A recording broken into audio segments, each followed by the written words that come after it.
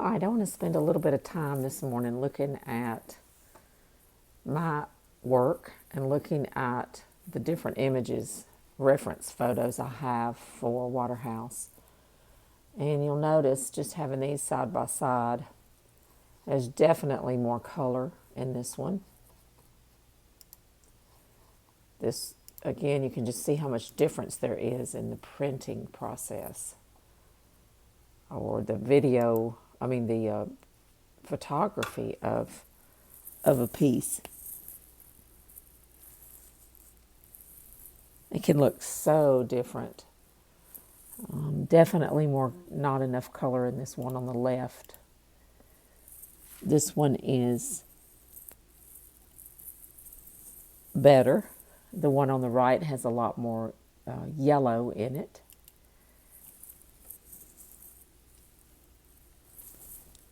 This one is sort of pixelated when you zoom in and get closer to it.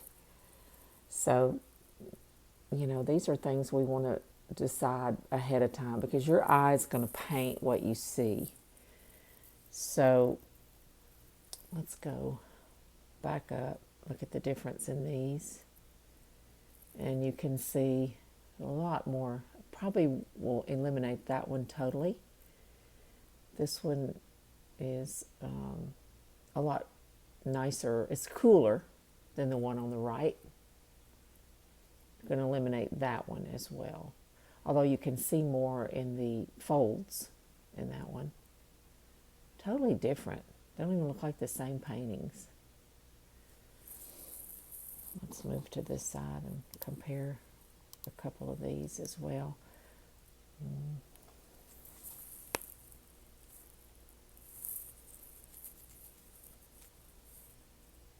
So I think I've narrowed it down. This one is a lot smoother, and you can see a lot of the, you don't have all the pixelation or cracking or whatever this is, this texture in this one.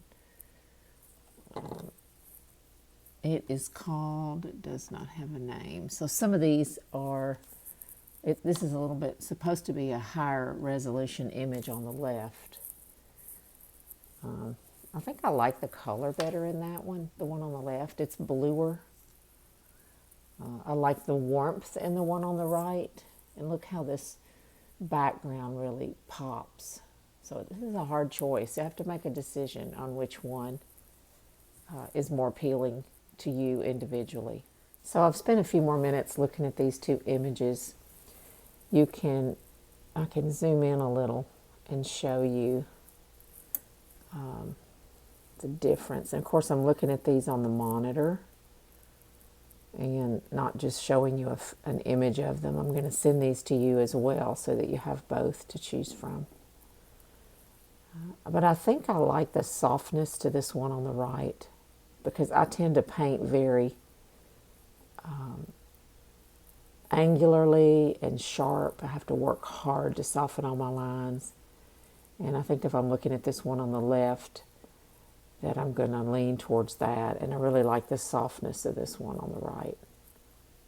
You can see even in the clothing, it's not comparing the two. See how you can see those strokes a lot more vividly, and these are softer. So still looking at them, some of them are almost exactly the same. But notice the difference on the one on the right. Watch as I flip back and forth. Look how much softer. And it may just be the photography. I'm finding as I photograph these glazed portraits of these children, they photograph very hard, and they don't look the same in the photograph as they do in real life. I'm not sure if it's the paint, the transparency of the paint that makes them do that, but there's definitely a difference. And so while I really like this one, the color is very different from what I've already painted, which is purples and blues. And this is more blues and greens. There's not much purple in here. However, I do like the softness of the skirt down here on the bottom. Let's look at these light ones again and compare the two. These are almost the same, One is showing a little bit more of the background. So if we're not doing background, we don't really need that. Most of us aren't. And these are the two dark ones compared, and they're almost identical. Probably are the same image. This one is again all pixelated for whatever reason because of the texture of the paper, I guess. So again, I'm narrowing it down between these. This one has less yellow in it and not as soft. I find that sometimes if I work from a blurred image, it helps me because I am so sharp and aggressive with my strokes and my edges. So I have to make a decision based on my personality and my technique, my natural bent towards painting, and that is to make things too harsh. So I am going to go with this one on the right. However, when I get to the face and the arm, I'm going to zoom in and use another one that I have, this close-up version of her face, because it has more, there it is. It has a little more color to it. Of course, look how different that is. That's a blue-green, totally. But it gives me a little bit more color, so I'm gonna trade off and try to use a little bit more orange than yellow. This one is so washed out when you zoom in. It's never wrong to spend time looking at your subject before you begin. So anything you can do, any observations you can make by just really staring and looking at your object and thinking about your plan and what you're going to do, what you want, what you like about the subject. Of course, my favorite part is this right here. And this will be the part that I spend the most time. I don't want to get too distracted down here, although I really don't see anything of her skirt. So, because I've cropped it right here. One of the first things I want to do is check to see how wet the paint is. And it's still pretty wet a week later, almost a week later. I believe that's because we've had a lot of rain and there's a lot of humidity in the air. It's cold. And I haven't really had a light or anything on this to dry the paint. So I think while I'm fresh, I'm going to start in this area, my favorite, the focal point. And I'm going to use a fairly soft brush. If I pick up a big bristle brush right now, I'm going to risk scraping some of the paint off. So I've chosen these two soft Filbert Sables. These are A Magic brushes is the brand of them. And I've got a little set of these, again, from one of my students. So I like these, especially working wet into wet, and because I like a Filbert. Normally, if this was totally dried, I might go ahead and put a little bit of medium over the whole thing so that my paint would slide a little better. But since it's still wet, we'll just deal with that situation. All right, so I've done a little dress rehearsal on my palette this morning just to see, because I'm looking at two very different images. And the one on the right is more burnt sienna, which is this burnt sienna is kind of an off-brand I'm using. And you can see that it's a lot more orange. I actually could come over here with some cad red when you look at the image in her face. I'm not going to go that orange with it. The image on the left has more green tones and just a subtle hint of this in the cheeks. Now I have to make a decision because the colors in her face are really affected by her clothing here. So I have to decide, am I going to lean towards the pale blue that I've already used, and I have this left over, which is why it comes in handy to keep your paint. Am I going to lean toward this with a little brighter hue, maybe grayed down with some green, or am I going to go more towards a blue-green on the right? And I believe I'm going to stay with this. This, of course, has to be toned down. And remember last week, we toned the purple down with its opposite, which was a yellow-green. And so, you know, again, as you spend time looking at your painting, also spend some time mixing your palette so that you're not just willy-nilly with your colors, but that you have some kind of harmony in here. So I've got a little bit of a yellow-green mixed up here. This was the green left over from last week, which was raw sienna and ultramarine blue. And I've mixed it with more raw sienna and then mixed a little bit of white with it. And that's a lot of what I see in the face on the left. So I'm going to keep that. Now I want to work on getting the color that the scarf is, which is, it's got a lot of green in it as well. So the opposite on the color wheel of this lavender red violet is a yellow green. So I've got a little bit of that out. Let's put a little bit more yellow with it. There we go. And I'm going to put a speck of that in just to test it first and see if I'm getting anywhere near the color that I see in front of me. See, adding that yellow-green suddenly makes that a lot more harmonious with this. So you need to be consistent. Whatever palette you decide to use, whether you're going to use the lavender with the lavender red violet with the yellow green, or if you're going to use the more blue and orange palette on the right. The blue and orange palette has probably some Viridian or phthalo green in it. It's a more of a turquoise color. So I'm just going to continue to hold that up. Still too red, so let's put a little bit more green in with it.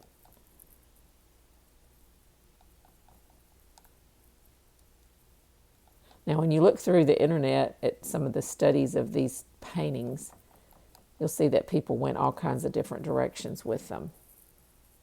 Now, that's about what I see when I hold it up. It's a lavender with lots of green. And remember, there's green grass all around this girl, yellow-green grass. So that makes sense that anything lavender, blue lavender, is going to have green mixed in with it. So this is pretty good. Now I have to decide which of these colors to use. And the image on the left definitely leans toward yellow. And then I have these colors to use in the shadows. And this is raw sienna and white. This is burnt sienna. So I'd probably use the burnt sienna and white if I was going to use the orange and blue palette. But instead, I've chosen the yellow and purple palette.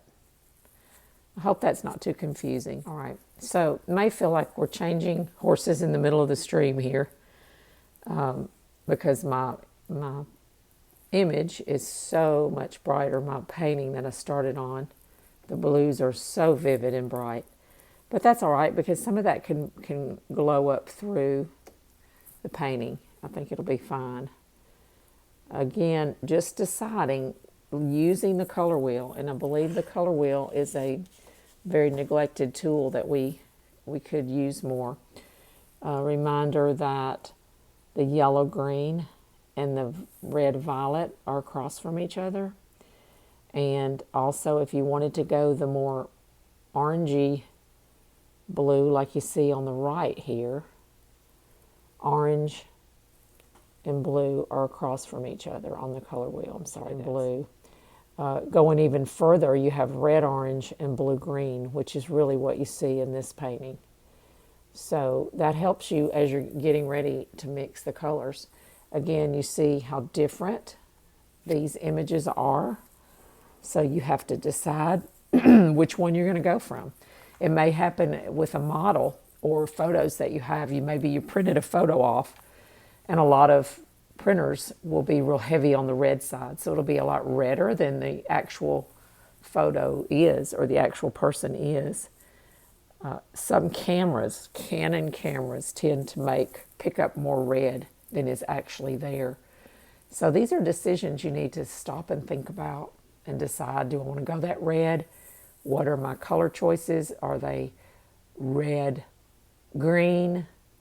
Are they yellow, purple? All right, since I used my palette as a little bit of a dress rehearsal, I'm going to go ahead and clean off the colors that I don't intend to use. This was my burnt sienna and blue, ultramarine blue pile that I mixed with some white in. And while that's a good color, you can see my skin tone next to it. It's very similar.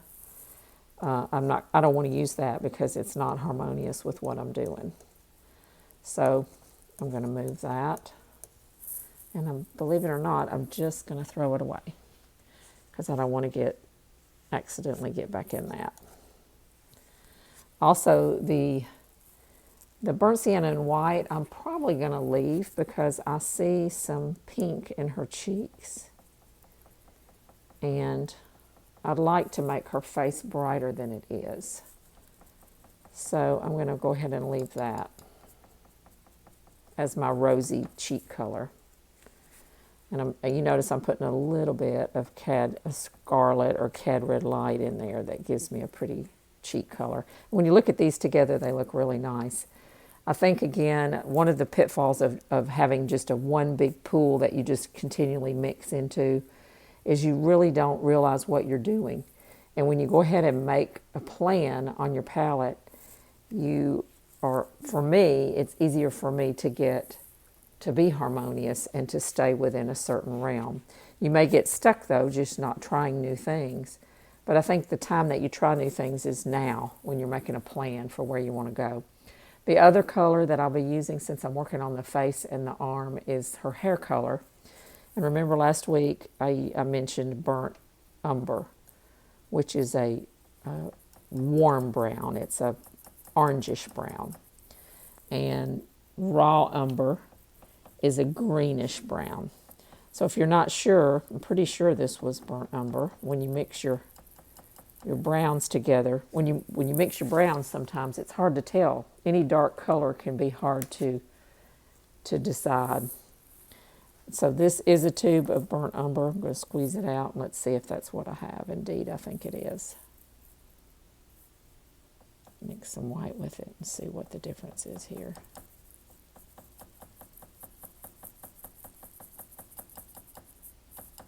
Yeah, this is a Grumbacher burnt umber, so it's not as orange. But if we put some raw umber next to it, I think you would be able to tell the difference. That raw umber is very different. Here's raw umber. And this is also Grumbacher raw umber. Let's wipe my brush off, my palette knife off here. Raw umber tends to be grayer or greener. And it's hard to tell here, but you can see, let's see. There we go. You can see that this is warmer. Not a lot warmer, and it depends on your brand. Some of your brands of burnt umber you're going to squeeze out, and you're going to definitely see the orange tint to it. But you can see a little bit of a reddish tint next to this raw umber. These are really your only two browns. And I'd like for you to learn with this painting, not just try to copy it and not really be aware of what you're doing. So it's very small. The difference is very small. But you can see that there is a difference. So this is grayer and greener. Let's mix a little bit more white with it and see if it helps. Yeah, you can see that's almost just pure gray. And when we mix more white with the burnt umber,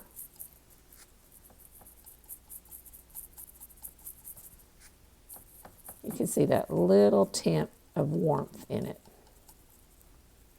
Just barely. There's not a huge amount of difference. But if we go, I use the raw umber with greens, I'm going to get a different feel. Her hair in both of these has a warmth to it, which is why I chose the burnt umber, because it goes redder. I don't use burnt umber as much. I tend to lean towards the raw umber. I'm going to get rid of the raw umber because I'm not going to use that. But for teaching purposes, I did want you to see the difference. And I think it's important to know your colors and just work within a certain range of what you know. Using these primaries, and I have extras squeezed out. You can see this was the quinacridone red. This is the cad red light. So you see how that's more of a Fire Engine Red. This is Cad Yellow Light. And this is Ultramarine Blue. These three colors are what I've been using. And for the skin tone, I did squeeze out the burnt sienna and the raw sienna just to jump me over into the skin tones a lot quicker. These can be mixed with red, and blue will give you this burnt sienna color, and yellow and purple will give you this raw sienna color. These are just quicker routes to those colors. All right, so I have a clean rag in my hand, and I am swishing off my brushes. Again, I've chosen to use these soft sables, and I like to swish my brush off before I begin to make sure any brush cleaner that might be in there is cleaned off. I am working out in the studio. It's a very overcast day, so my lighting is pretty accurate. The video looks a little darker than it actually is, and it's trying to pick up the video screen as well. My skin tones are still a little damp.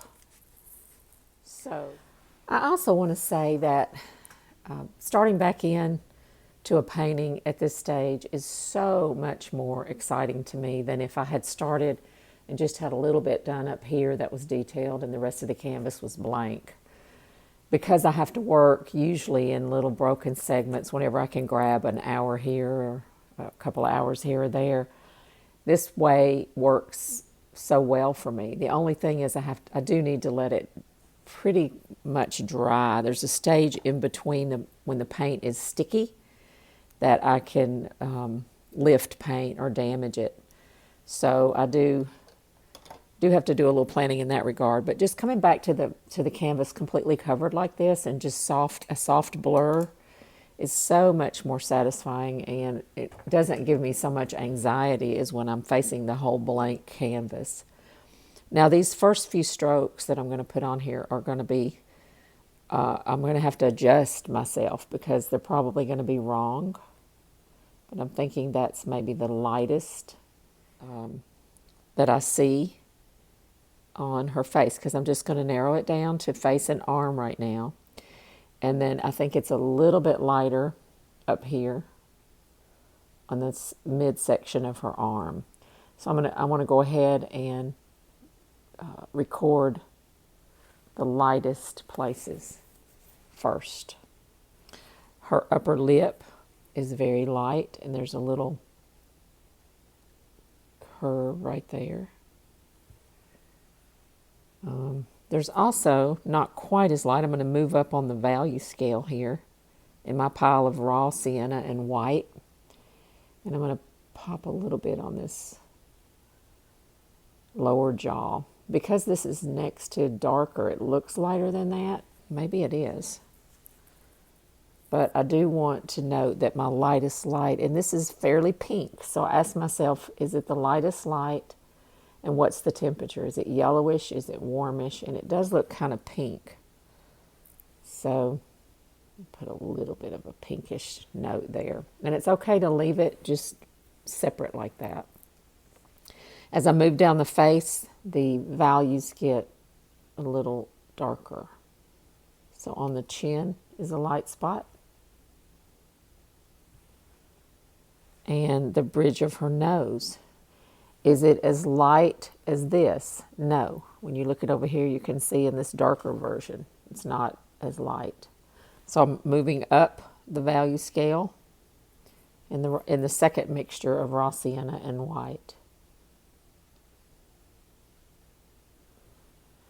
Your brush, remember, has basically three sides. You can use the fullness of the flat part of the brush.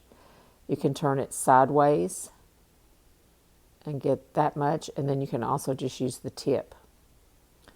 So it's pretty light. It's a lot lighter on the tip of her nose as well, and the tip kind of wraps around underneath. I'm moving up the value scale to the very top, which is almost raw sienna and white. That's about the same value as what's already on there. I'm just warming it up a little. There's a little greenish tint, so I'm coming over here into the pile of green and raw sienna. Put a little bit of that green in there. I'm also going to apply a little bit of that green right here. And it's the same value as what I already have painted there.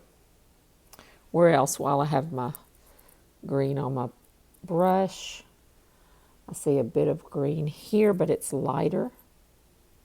As it moves down the face here, it's lighter than up under this hair. So I'm going to put a tiny bit of green right there.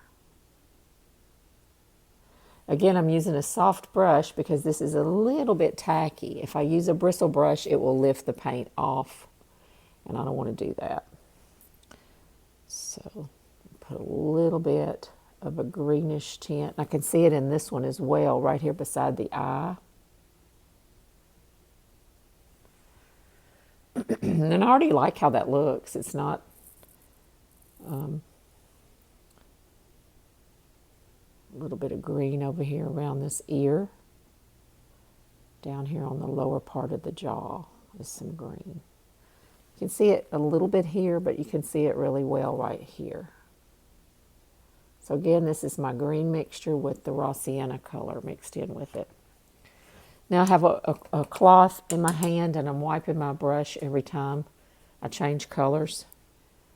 I'm going to go ahead and put a little of this pretty peachy tone that I mixed up with the Cad Red Light and Burnt Sienna mixture. I'm going to go ahead and put that down. It's a little brighter than I see it. It's somewhere in between these two. But just looking at these colors together, I like them. So I think that's key, is to, again, do the little rehearsal on here before you fully commit to it. It's a little bit lighter here. And I'm still using little mosaical tiles. I'm not putting on any big strokes.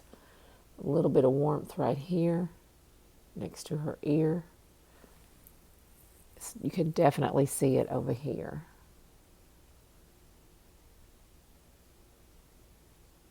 I'm way back. I'm sitting about 3 feet away so that I have enough room for the camera, which is good for me. So if you find that you're close enough to be smelling the canvas, you'll want to scoot yourself back. That's another reason to use these nice long handle brushes. They give you that opportunity to scoot back a little bit. I see lots of warmth on this nostril here. I don't see any on this one, so I'm going to go ahead and add it anyway. I see some warmth while I have that on my brush right here. If you're working in acrylic, you may not want to work this way unless you're going to work really fast, but I see some warmth on the tip of her elbow. Also, we'll see that in the hands. I don't see it now, but I know it's there. The tips of the fingers are usually always really warm. I'll go ahead and put a little bit of that color in. Maybe a tiny bit up here. It's warmer in this area.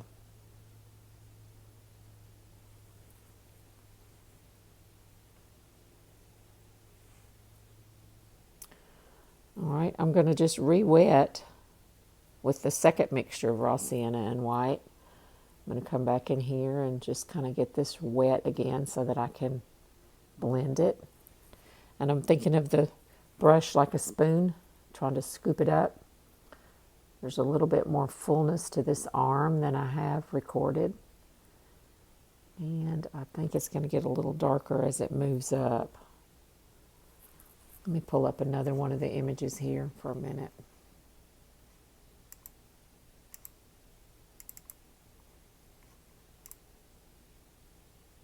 Yeah, you can definitely see the warm tones on the fingers, the elbow, and some warmth under here.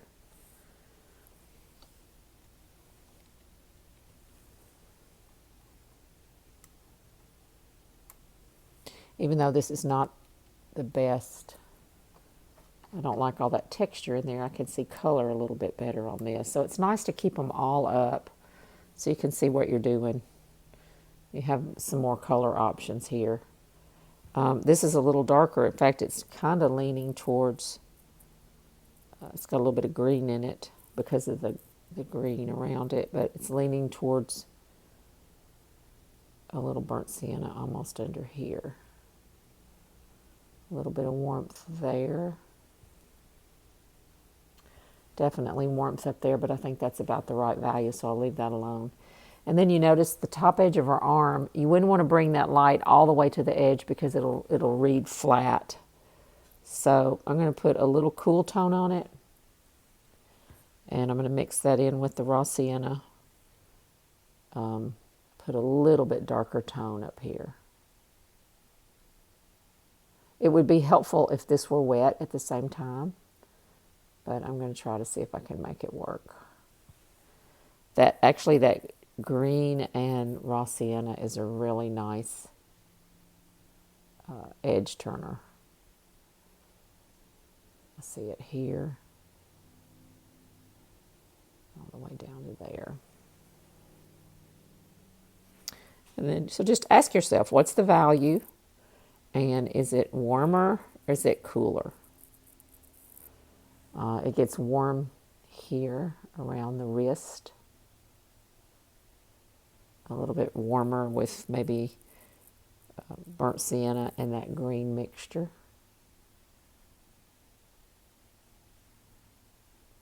And then I'm leaning more towards just burnt sienna as I go up under her hand right here. There's a shadow under the hand.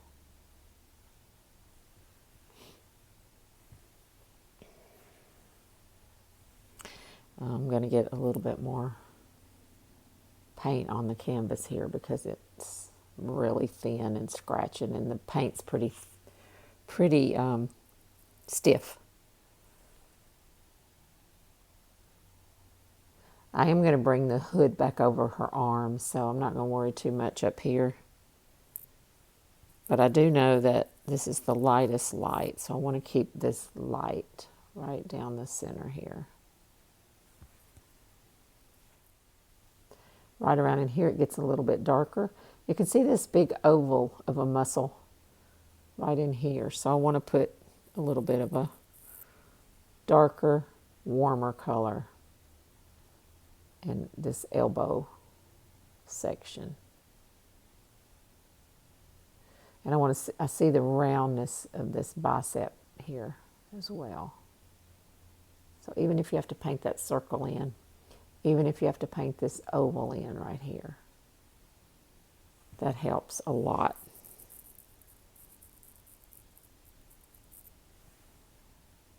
All the way to here, it's light. I can see the light. And I can go 1 degree lighter on this section as well. It's not going to let me right this minute. All right, I'm going to move to a little smaller brush for the face. I'm going to try to get in there and do a little bit of detail. Before I do that, let me go ahead and put the hair on. I'm going to get a size 2 mongoose brush. And I'm going to come up some here. The soft brushes won't hardly, especially if your paint's dry, and the earth colors will dry fast, so I don't think this is sticky at all. It probably wouldn't hurt if I used a little medium in there and even a harder brush, but the soft brushes you're going to find that you struggle with a little bit getting the paint to go on. All right, the closer it gets to her hood, the more ultramarine blue that's in the mixture. But I want to go ahead and establish the value there, that dark value. And remember the center of the hair is going to have a little bit lighter. The center of her bangs there. It's not all going to be one flat color. Try to make yourself see variety whenever you can. So that's a little bit lighter. You can see it's a ball, so the way the light hits it would be some kind of a highlight on there in the center. And then I want to work on this at the same time because look how all that's very soft. You want that to kind of melt into the arm and melt into the face as her hair comes down. So I didn't mention earlier, but I like to decide what I'm going to work on before I sit down. And I do want to mention that I wanted to work on the focal point, which is the skin tone and the arm and the face, the hair. And then you usually have to work a little bit in the surrounding area so you can get these to soften in. I think I ask myself typically if I want to do background and hair on a portrait, or if I want to do skin tones or fabric. And those are, these are three different areas: background, skin tones, and hair, and then fabric. So I will have to work into that fabric just a little. I have this small brush, which is a little Master's Touch Cheapo #2 flat shader. I believe it is small enough for me to get in. I may have to go to a little liner, one of my little Kolinsky Sables that I like so much. This is probably my favorite brush. It's a Rosemary Kolinsky Sable #1. And it just has this beautiful tip on the end. I really work to put oil in that and keep that. So I may have to get in there to draw with that. I try to use as large a brush as possible. I'm using burnt sienna and ultramarine blue mixed up, which is, let me show you on my palette. It's this mixture right here. So I don't have any red in it. I just have pure burnt sienna with some pure ultramarine blue. And that's what I'll use to work on these features to start with. Setting yourself up too, I'm leaning kind of funny to stay out of the camera's way. My chair was too low, so I was having to strain to reach. So make sure you're set up good. Make sure you can reach. Make sure you have my paint right in front of me so that I can just reach down. Some people put their palette right up here beside them so they don't have a very far trip from the palette to the canvas. I'm going to go ahead and put a little bit of this dark eyebrow, and the eyebrow is in two strokes basically. It breaks right there in the center. I can see it better on this one. There's a cool tone on the end of it, a greenish tone that you don't see on this one. The color in her lid has more burnt sienna. In both of them you can tell it's a very warm tone around her eyelid, and she has very deep set eyes. You can tell because her lid is rather wide. And I will tell you that this is the tricky part right here. So if I can kind of pull this off to start with, I'll feel better about it the rest of the painting as I'm looking at it throughout the session. I don't like to save the important features for last because sometimes that fear and trepidation sort of takes over. So the other question on doing eyes is, do you go ahead and when do you put the eyeball in? And so I think about what Sargent said about creating a socket there, which is what we did in the block end. But to create, and I got a little bit of light on my brush, so I caught that before I hit the canvas too much. Go ahead and get your darkest darks in first while there's no light on your brush. See if I can get it so you can see better. I'm going to pop that dark in. And it's okay if it's not quite dark enough. It's easy to go back and darken as you work. Thinking about the negative space of this forehead above the eyebrow. I'm also thinking about the cool tones at the end of the brow here. There's some greenish tone that's too dark. It's a lighter greenish tone. If you're working with phthalo or viridian, there's a real turquoise feel in this painting. This one's not, is more of a green, sap green feel. So that's what I've chosen to use. I know it looks crazy. Give it a little bit of time. While I have the brush clean, I'm going to go ahead and put a little bit of color on this upper forehead area. Now I have to remember which one I'm working on because this is much more orange. So you see I mixed up that orange tone, and that's not what I see here. So let me go back to the yellowish tone. And it's actually yellow and green mixed.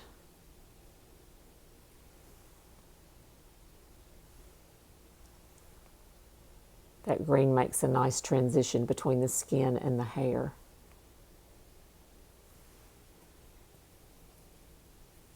And there's a little bit of that green out here underneath the bottom of the eye here. So I'm really, even though this is really blocky and she's got really wicked looking eyebrows right now, I'm happy with these colors. So that's the thing, when you apply them in tiles separately and you can look at them together, it's a good indication of where you're going. And it's when we start blending that we lose all that beautiful color, when we make everything look bland. We lose all the value in the beautiful color. So be careful with that. Don't do that. Try not to do that. I'm going to tell that to myself as I'm trying to lay these in. So I've kind of prepared the area, the socket a bit here. Now I'm going to pull a little bit of this color that I have mixed up for her dress, which is the blue-gray. It's the lavender color with the green in it. I'm going to put in that blue-gray for her eye white. Almost the same color as this. Really dark. Do not put white in here. Even here it looks a little bit lighter than what I have, but I'd rather err on the side of not too light. In this one, her eye looks kind of greenish, so I'm going to go with the green. And her eyeball's kind of funny, and you can make it look wonky if you're not careful. Her eye is turned this way. I'm just putting a little place on there for it. And then I'm going to come back in here with some of my light raw sienna mixture, the lightest light. And I'm going to put the down plane here on the top of her eye. So I'm looking at eyebrow, light under the eyebrow. Actually, it's up a little more. Then dark for the eyelid, which is down here. Wait a minute. Yeah, I may not have it low enough.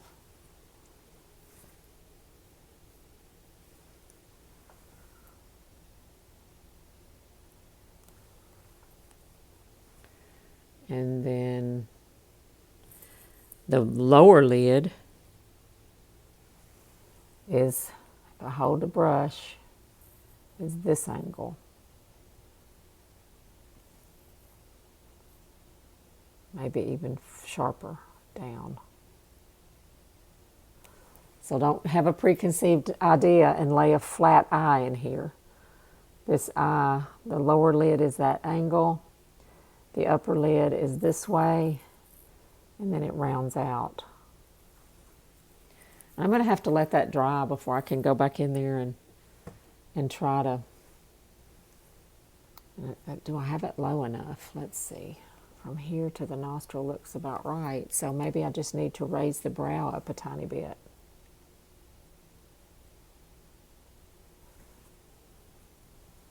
And soften this in. Brow's too sharp and harsh.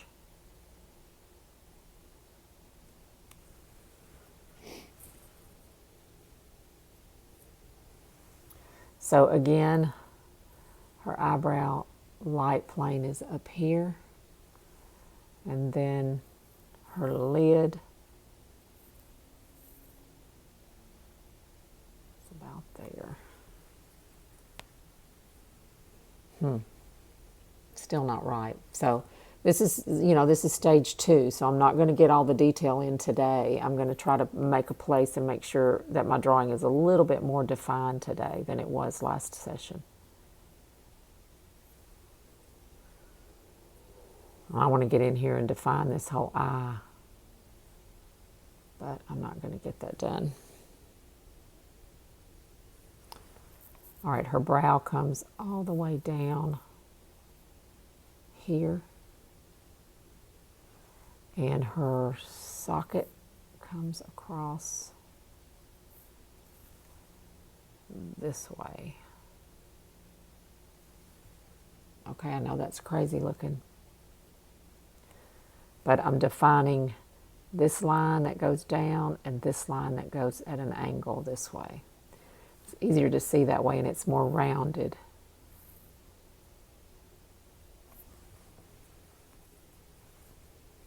The thickest part of her brow is right up here at the top. And then it just goes out to basically nothing. Both eyes have a very warm tone right here above that eye crease.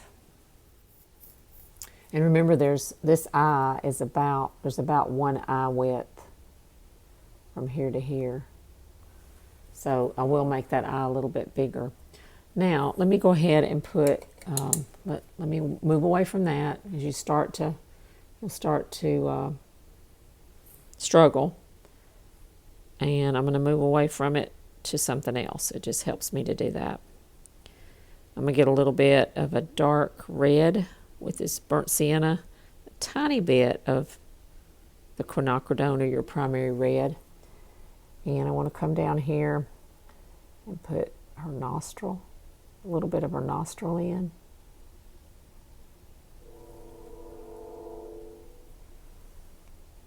A little bit of that red. And then I can also put a little bit of lip color. I know her lip's going to be down here.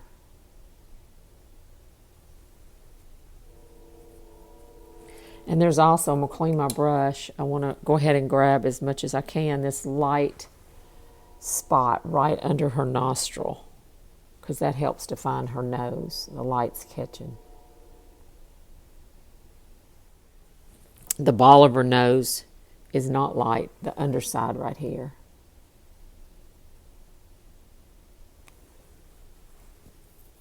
And then I'm using a little bit of that burnt sienna mixture to draw her nostril in, because that'll help me with my knowing how far the eye needs to go.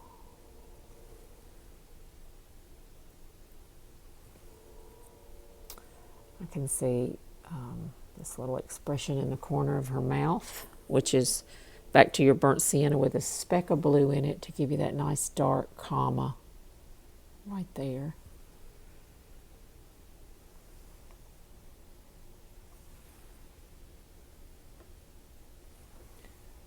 I'm going to come back up here and put a little of that dark on her eye while I have it on my brush.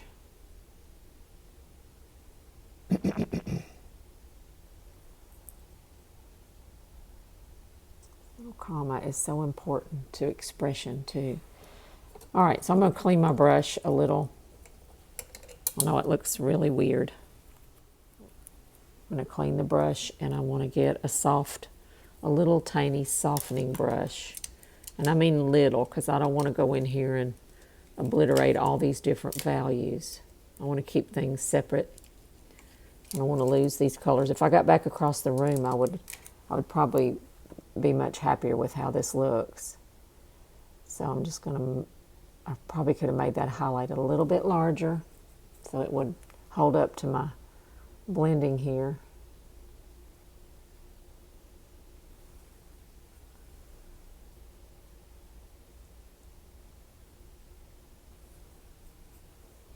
Now, I have some of these that are very, very small. This one, it's a little soft, cheapy. So I want to come in here and, let's see, blend this out a bit. Still looks kind of crazy, I know. It's all right. Training yourself to be okay with these middle stages, because you know you're going to fix it. And thinking that each stroke is preparing the surface for the next stroke. don't want to take it all off because you know how I do.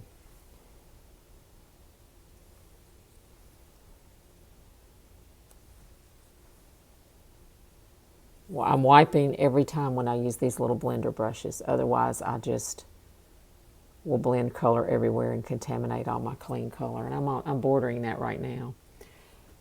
Get a little bit of this fixed under here. Remember that down plane for that eye. It's really strong. It's going to be real easy to make that kind of wonky looking.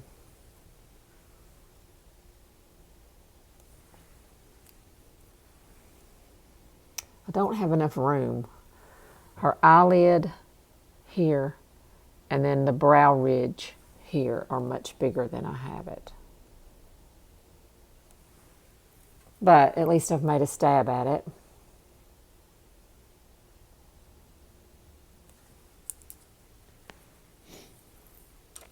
Now, on the arm, I can get a little bit larger blending brush or even a nice little mongoose, medium size, like a 3 mongoose. Swish it off and then dry it off because I do put brush cleaner in these. Make sure it's really dry on my rag, and then I can just soften this just a tad. Not much because I don't want to lose the, not much. In fact, that's enough.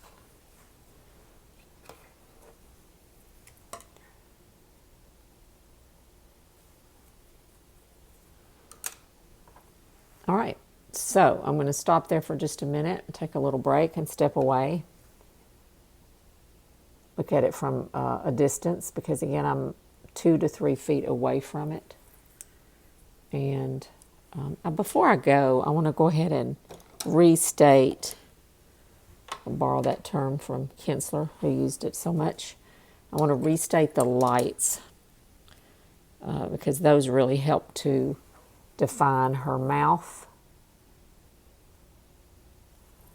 There's a little one right here under her bottom lip. This one is larger. I blended that away. And then this is not the lightest in the raw sienna, but it is light right here. I'm going to drag a little bit of that over the top.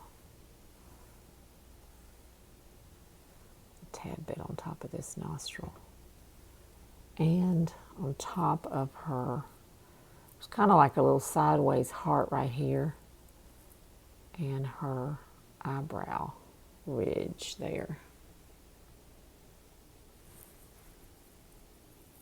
And you really need a small brush for these tiny strokes. There, that's better. This eye is cut too short, so I'm going to need to move it over that way just a tad. But you see how when you put it on and then you move it around, it gets better. Just hang on. There's a little light plane above the brow up here as well. There. I would soften up while things are wet. Any edges you see that are melting edges, like right here in between her forehead and her arm.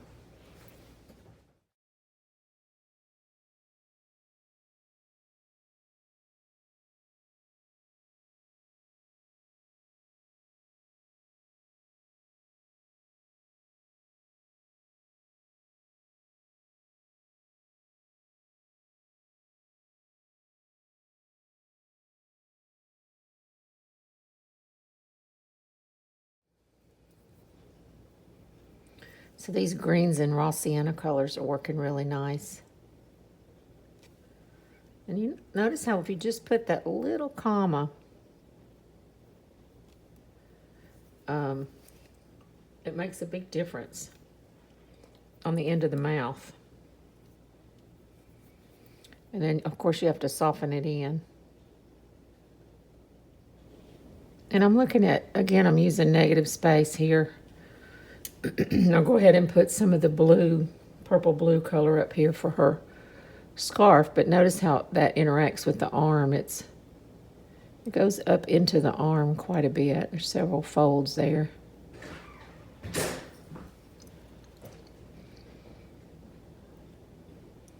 So look for those rhythms, like this scarf, if you were to follow it around, kind of makes a big oval with her hair. And those are good checkpoints that you can have and look for,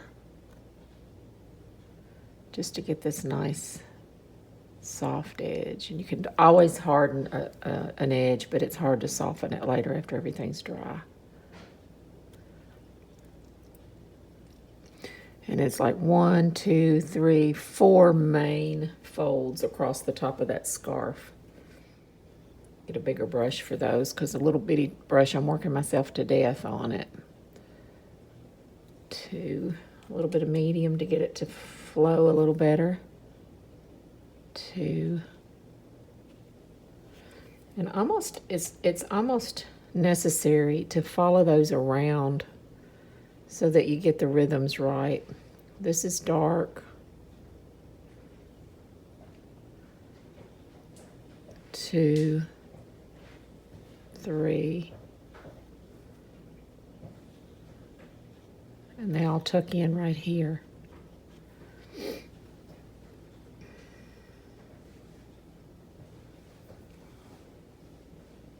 So just behind her ear is where that dark area starts, and you can use negative space. Here, here. But if you do them separately, like if you do the top and then you come down here and do that separately, you're going to miss an opportunity to connect those rhythms and make it all work together. And that's what happens sometimes when you work piecemeal. You're working on a little area here and a little area there, and you're not connecting the two. Sometimes I'll put a dot, so I know this comes between the fingers here. And I may not have that wide enough, so I need to measure again.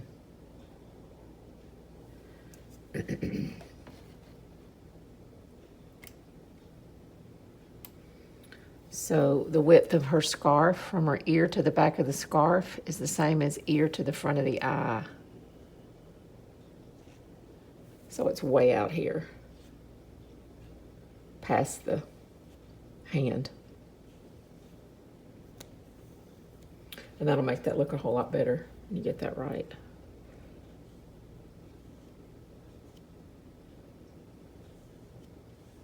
Yeah. So see, you think your drawing is just right, and then you continue on and you always find areas where your drawing's gotten off.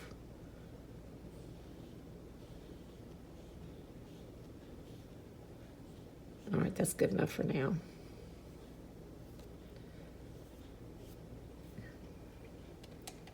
And if you're not sure, Shirley used to always say, redraw.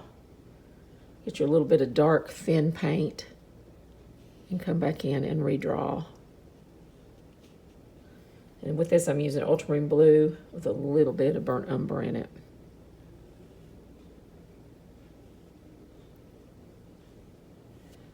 This is all about these beautiful folds of this scarf.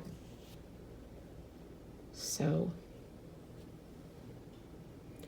using medium with some thin paint is going to help you get those soft folds.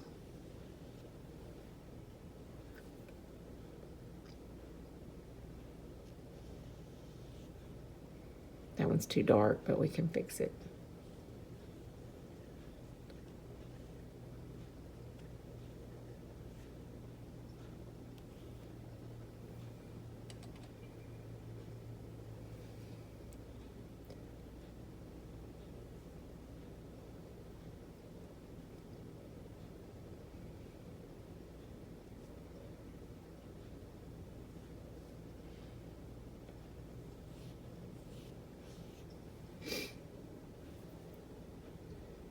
So it's really hard to just work on one area at a time without moving around and doing the surrounding areas.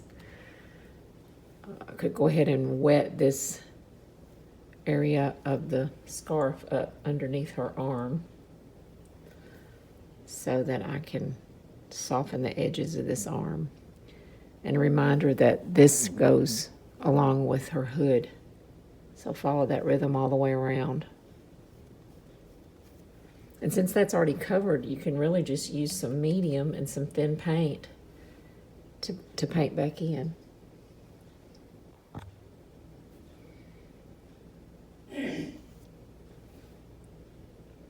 I have a soft brush.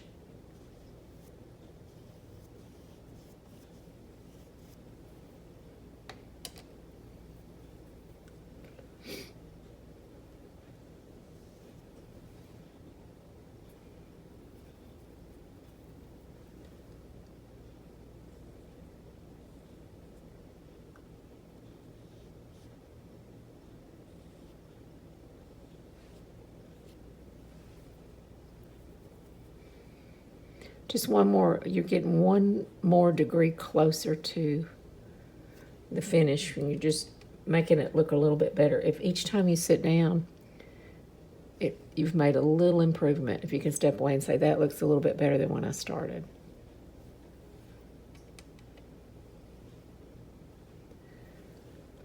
Remembering these folds too, because they kind of connect a little here.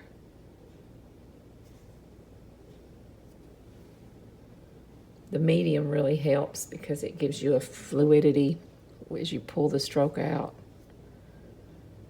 It may or may not be right, and you can always blend them back in.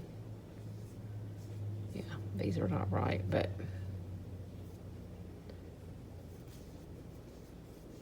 and don't get too dark in these shadows because it'll look like a hole. Remember, it's fabric.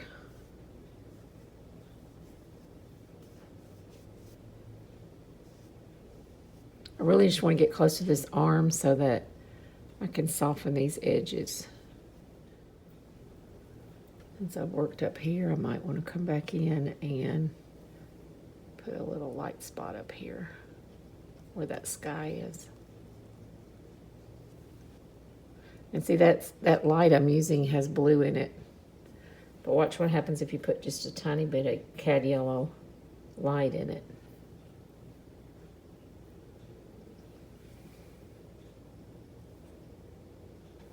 I don't have enough paint out. When you start scraping in your paint and trying to scoop it back into a pile, just get your tube out and mix some more.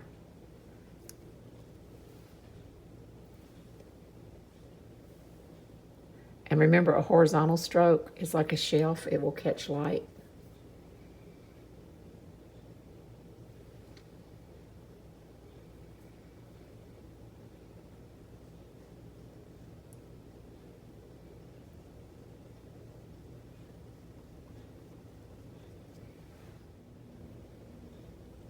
Oops, that's too light. So you can see I put that cool tone in there and it's too light. There's a little warm spot right under her chin as well. That's light. Oh. There. And here.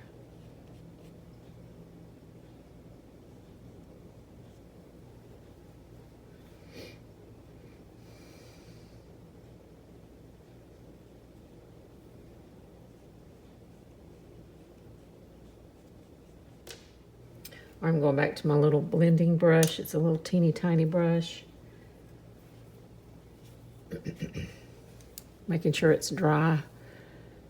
And I'm just going to soften these big bold spots back in. So I've taken a comparison photo, and it's the next day. I'm looking at it with some fresh eyes.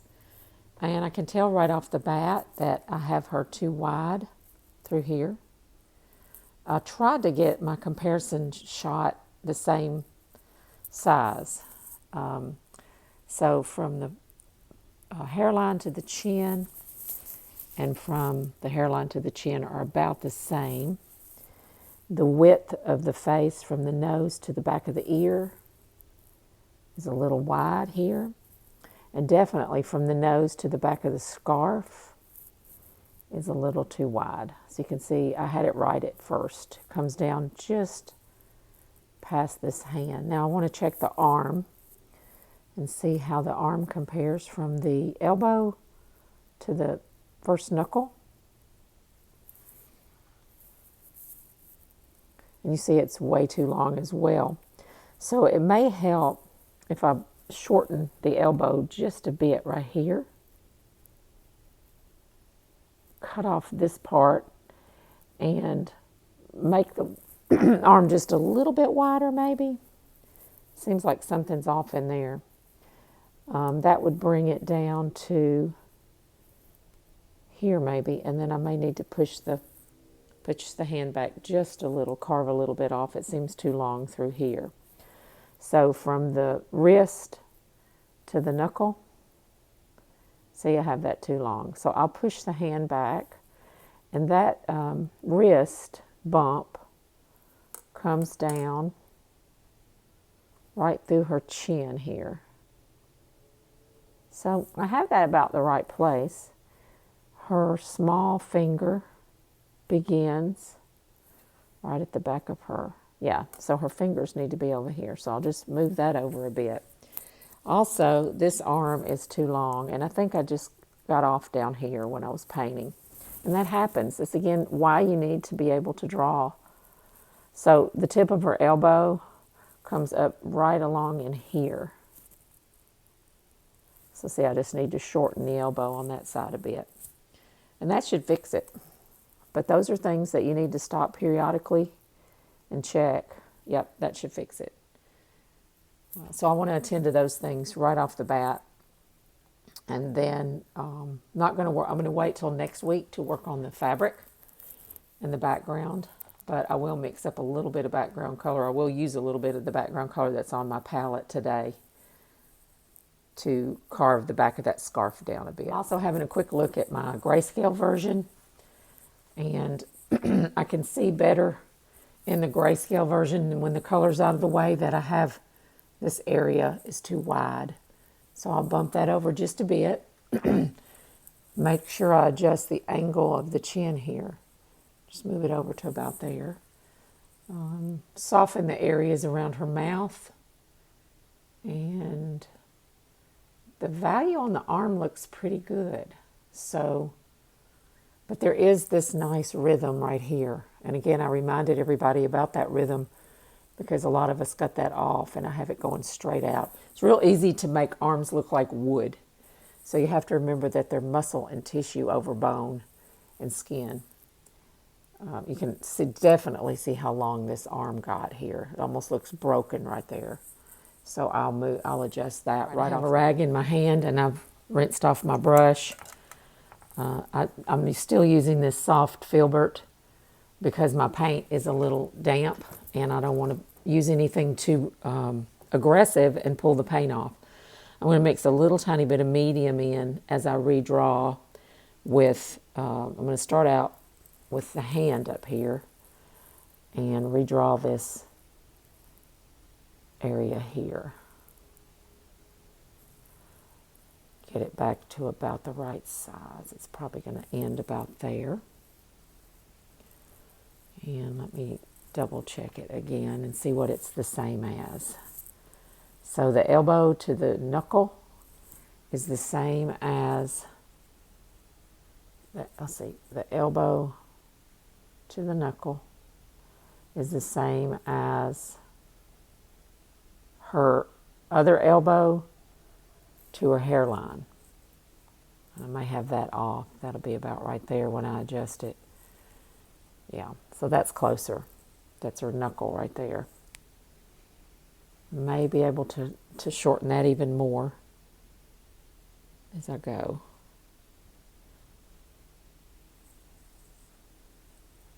But that already has a better feel to it. And it's so, it's not hard to correct things. So we've been talking a lot about learning to self-critique, and that's really your most valuable tool is being able to see what's wrong, use your measurements, see what's wrong, and then fix it. That may come in just a bit so that we still have this nice back of her scarf. See how that already looks better? The other area I'm going to correct, and I'm again doing this right off the bat, is here. Getting that nice rhythm. The top of her elbow comes along even with her hair. So actually the point should be up here.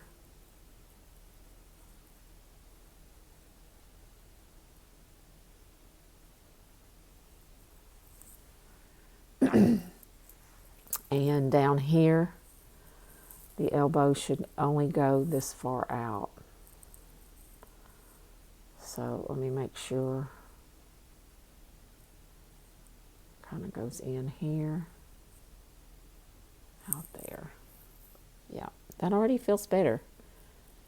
See how quickly you can make a change in your work. And see, that gives enough room here now for that, the rest of that scarf that I had gotten out of whack on.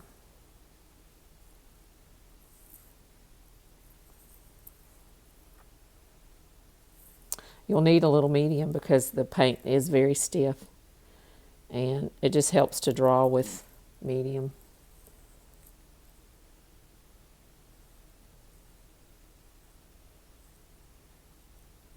I'll get back into this later when I start doing the clothing next week. But I did want to redraw so that I kind of have an idea of where I'm going. That flattens out. If I follow this part of her elbow, it comes right up through the bottom of her chin here, like this. So that's closer to the right. And that should be light.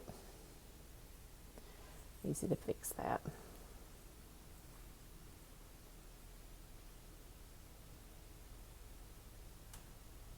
Don't worry too much if your color's not exactly right. We'll adjust that as we work on the fabric. But just make these changes as soon as you see them, and especially when you have a fresh eye. It's a little too bright there. So we work, and actually I'm finding that if I work for just shorter periods, I do better than if I try to work for 3 or 4 hours in a row. I lose my objectivity. And the more I can step away and come back in, the better. Let's see, I put some light up here and I've kind of contaminated that nice dark. That's an example, whoops, of why we, see how that lifted off? So easy right there, because the paint's sticky. So I'm going to put a little medium and some burnt umber with ultramarine blue. I'm going to clean my brush off. Again, I'm using a soft brush. Pure ultramarine blue, no white in it, pure burnt umber. No white in it. There we go. Go back in there and get that dark back in.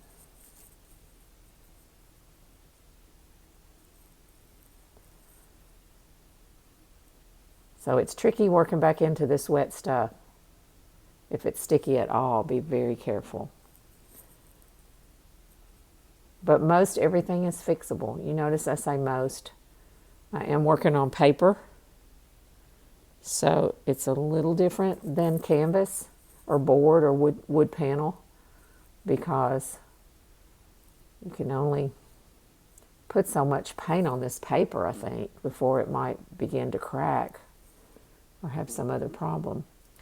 Now this scarf comes out right about there, so that's about right, this area. And I'm going to clean my brush and fix that arm just a bit. The arm looks really out of whack. So I'm going to start with the darkest on these fingers.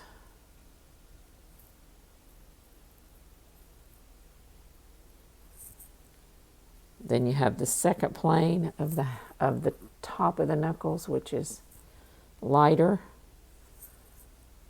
but not as light.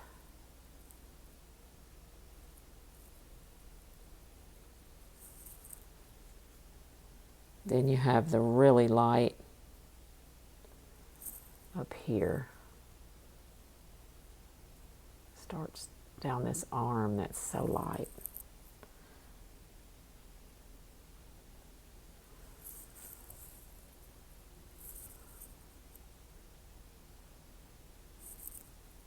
There we go. Now I'm coming back over here to fix the jawline. If you have to, make a note of the areas that you want to correct.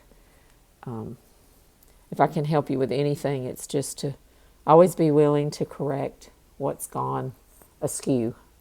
From the nose to the front of the ear is the same as from the chin to the eyebrow. All right, so that needs to move up to here.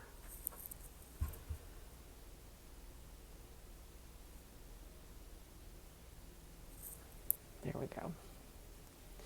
And I haven't made a place for the ear yet. So I'll go ahead and put a little bit of burnt sienna color right here, and that ear is level with the eye way up here. Comes straight over from the eye.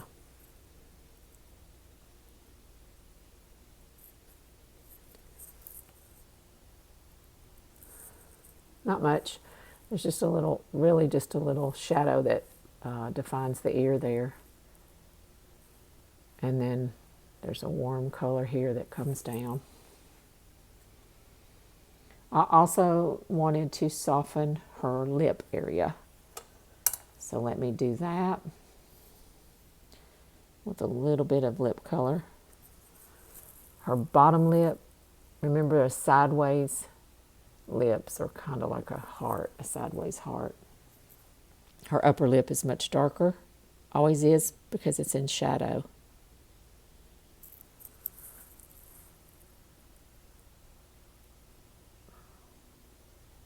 It sticks out over the top of the lower lip. And then I can use a little of the background color, that dark blue, with some, that ultramarine blue with some burnt umber in it, to carve out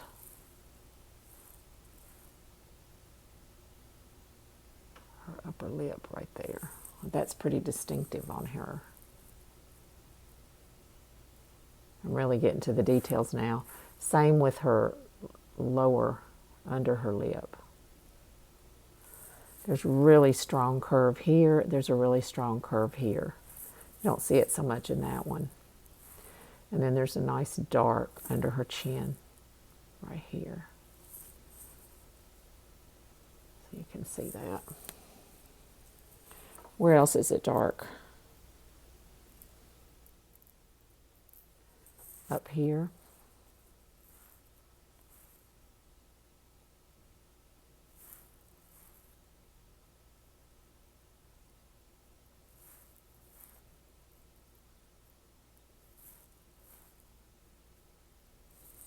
See how that makes her face really come forward. It's too sharp, so I will have to soften it with my little softening brush.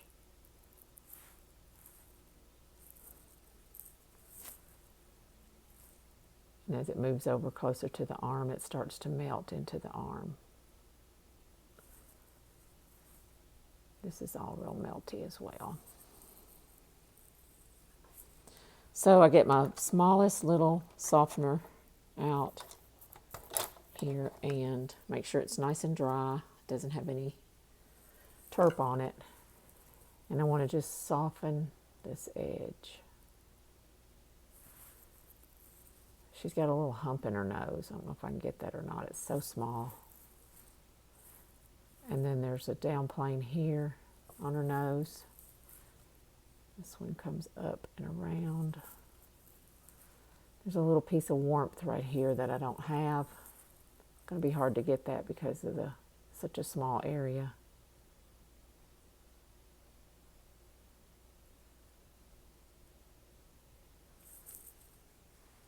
That works. These little brushes work so well.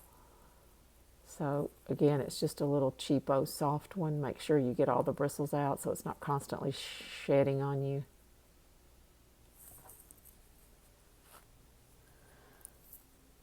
Now this little area of her jawline is so cool that it could use a little bit of warmth.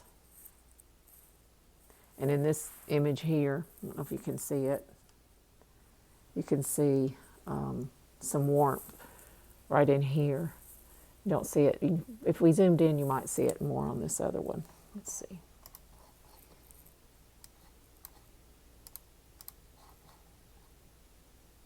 Not much, not compared to the other one. That's why I like having them both. Because even if we just put a tiny bit of warmth there, it will help. And the jaw goes at this angle and then over this way.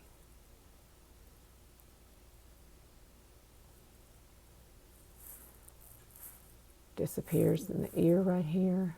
The ear's quite red.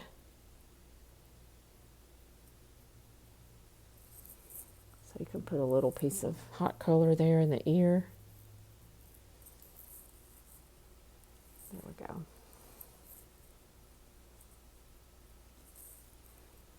And more on this chin here. A little tiny bit there on the chin. This brush is so nice and soft that you can really do your blending with it. Now, the only other place on the face that I really want to soften is this lip area. And a little bit around her mouth because I put that cool tone in and it was a little strong. It's a little sticky though, so I think I'll leave that alone. Now, I have to ask myself, do I want to define those fingers or do I just want to leave them loose like that? It would be fine to leave them loose. And just let her face be the focal point. There is a nice shadow color that would be some of the blue-gray color with a little bit of burnt sienna, yellow ochre, or burnt sienna, raw sienna around here since I've moved that arm. A bit here. And then there's that nice warm spot on the elbow.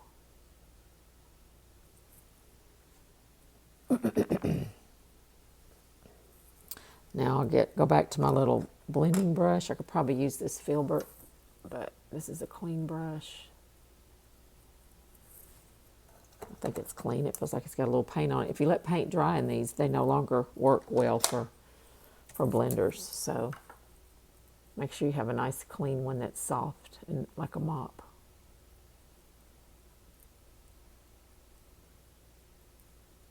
If there's any hard pieces in it, it'll scrape the paint off.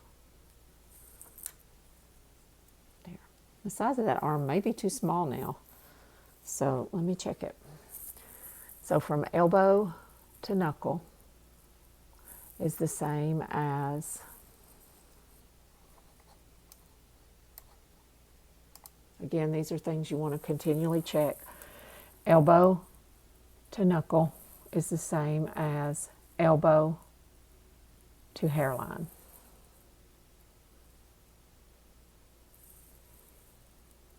Pretty close. All right. So I'm going to soften this a little and then I think I'm going to stop for this session. I would like to define her eyes a little better. I kind of like them just being soft. I could also soften the rest of this dark that I put in around her face. Just err on the side of making things blurry. You can always go back in and sharpen things up. You can always do that. I think I'll wait till it's dry because then I don't worry about getting in here and wrecking all that. I think the eye's in the right place. It just needs some work, but I think I'll just let it dry. Again, I want to make sure that these pretty curves here are right. That's real distinctive with her.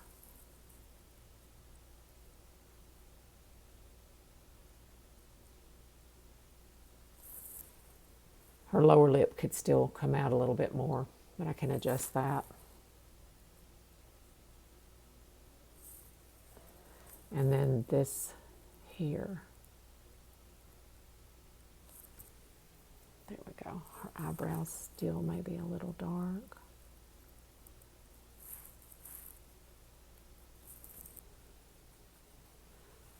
And this light, I'll put a little bit of this light on here. This light raw sienna color goes all the way up to the brow right here.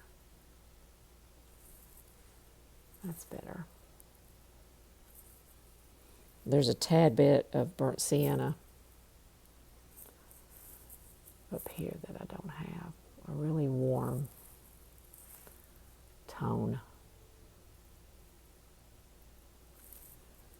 Just almost pure burnt sienna. I'm using my blender brush. Whoops, and I'm starting to pull the paint off, so I better stop. Even with a soft brush, yep, I'm pulling it off. So let me stop there.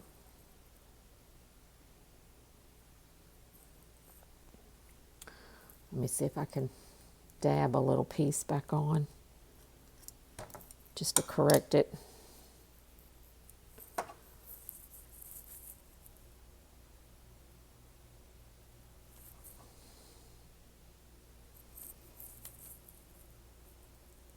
So as with collage, you know, I remember Gene Parker telling us that to watch the danger zone when things are still wet.